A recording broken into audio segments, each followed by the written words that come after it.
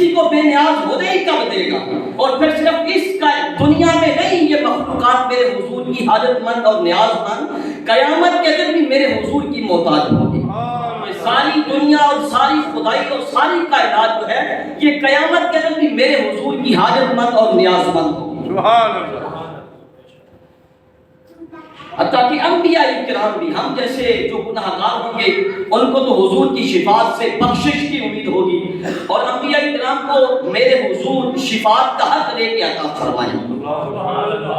یعنی تمام مخلوقات رب کی جو ہے ان کو قیامت کے دن بھی میرے حضور کی ضرورت ہوگی، اور میرے آقا کی کیا ہوگی؟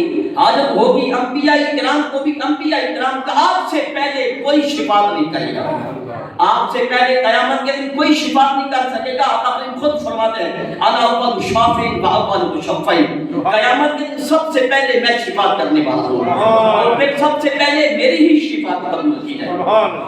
حضرت علامہ مفتی امجد علی اعظمی علیہ رحمہ فرماتے ہیں کہ قیامت کے دن آقا کریم پر بہت سارے تو وہ ہوں گے کہ جن کو بغیر حساب کے جنت میں داخل فرما دیں گے، اور فرماتے ہیں ان میں سے، یعنی جن کو بغیر حساب کے جنت میں داخل فرمائیں گے ان میں سے 4 ارب اور 90 کروڑ کی تعداد کو معلوم ہے۔ توجہ ہے آپ کی؟ سبحان اللہ۔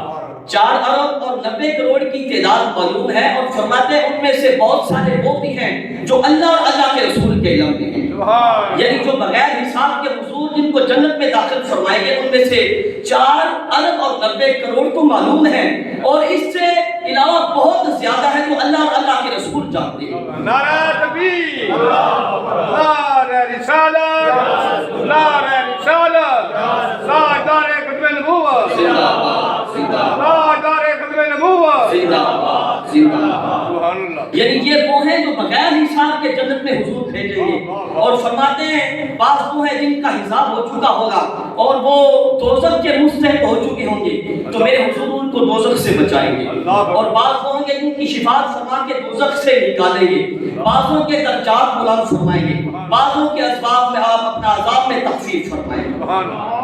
تو کیا ہے قیامت کے دن بھی ساری کائنات کو اور تمام مخلوقات کو میرے حضور کی ضرورت ہے۔